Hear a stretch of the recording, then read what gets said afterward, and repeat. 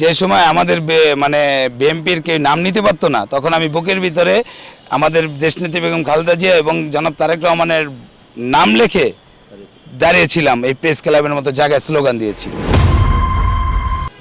এখন আমার মতো মানে ত্যাগী কর্মীকে যদি দলের প্রয়োজন না হয়, কোনো সমস্যা নেই, আমি দলের জন্য কাজ করে যাব, কেননা দলকে ভালোবাসি তো।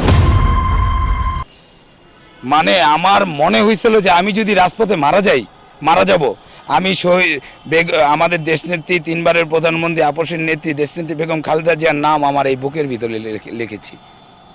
এই বুকের ভিতরে লিখে দেশনায়ক জনাব তারেক রহমানের নাম আমি বুকের ভিতরে লিখেছি।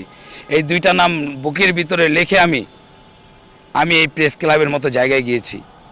ওইখানে আমি এই বুকের ভিতরে নাম লিখে আমি বলেছিলাম, মুক্তি মুক্তি মুক্তি চাই, আমাদের দেশনেত্রী বেগম খালেদা জিয়ার মুক্তি চাই, তারেক রহমান বীরের বেশে আসবে ফিরে বাংলাদেশে, সেটা আমি বলেছিলাম।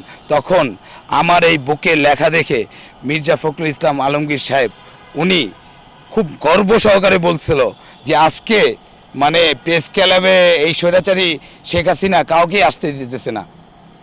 আর এই ছেলেটা তার বুকের ভিতরে, খালি গায়ে বুকের ভিতরে তার নাম লিখে মানে আমাদের ম্যাডামকে নিয়ে মানে স্লোগান দিচ্ছে, এই সব ক্যামেরা ওর দিকে ঘোরাও।